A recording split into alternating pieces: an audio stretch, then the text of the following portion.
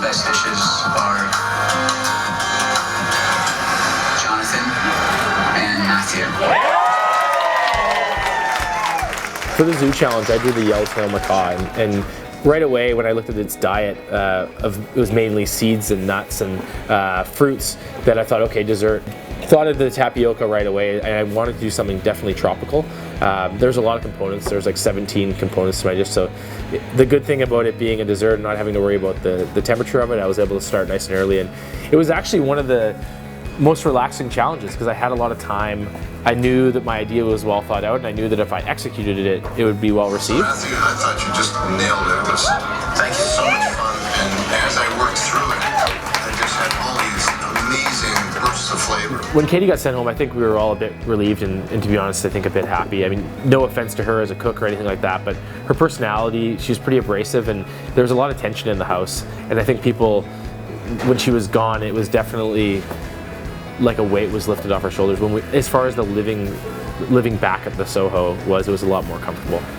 When I saw Danny helping Katie at the zoo, I was definitely kind of wondering why he was cooking it.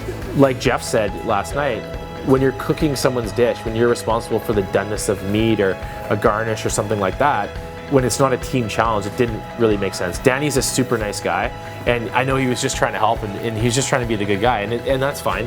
As you saw in the beginning of the episode, we were all kind of hanging out in the hot tub after, and it was one of the funnier moments of the show because Danny was obviously embarrassed about being on the bottom and then getting called out for his leek ash, and it was kind of awkward because it wasn't actually his dish. It was funny kind of talking to him about, I think I said, like, who would have thought, vinegar, oil, and burn leeks wouldn't go well together.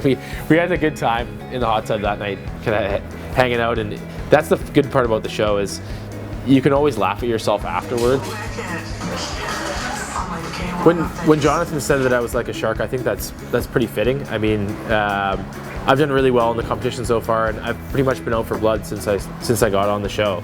I hope you can all join me next Monday at 6 p.m. at South Point Cactus, where I'm going to be serving up my tropical dessert, and you get to see what Russell Peters thinks of our food. Knowing him, it should be pretty entertaining.